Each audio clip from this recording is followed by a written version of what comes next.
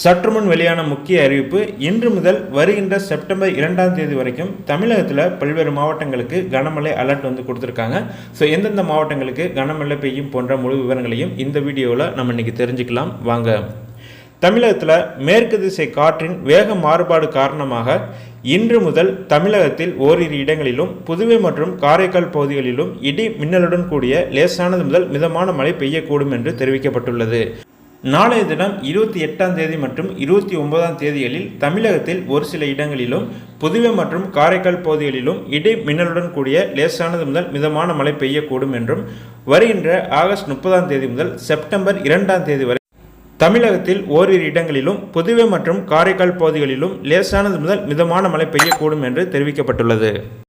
சென்னை மற்றும் புறநகர் பகுதிகளில் நிலவும் வானிலையை பொறுத்தவரை அடுத்த 24 மணி நேரத்தில் வானம் ஓரளவு மேகமூட்டத்துடன் காணப்படும் என்றும், நகரின் ஒரு சில பகுதிகளில் இடி மின்னலுடன் கூடிய லேசானது முதல் மிதமான மழை பெய்ய வாய்ப்புள்ளது என்று தகவல்கள் தெரிவிக்கப்பட்டுள்ளது.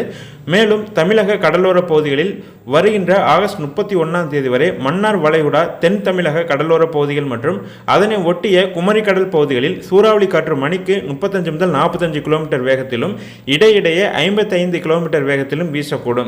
வங்கக்கடல் பகுதிகளில் இன்றும் நாளையும் தென்மேற்கு மற்றும் அதனை ஒட்டிய தென்கிழக்கு வங்கக்கடல் பகுதிகள், மத்திய வங்கக்கடல் மற்றும் வடக்கு அந்தமான் கடல் பகுதிகளில் சூறாவளி காற்று மணிக்கு 35 முதல் 45 கிலோமீட்டர் வேகத்திலும் இடையிடையே 55 கிலோமீட்டர் வேகத்திலும் வீசக்கூடும்.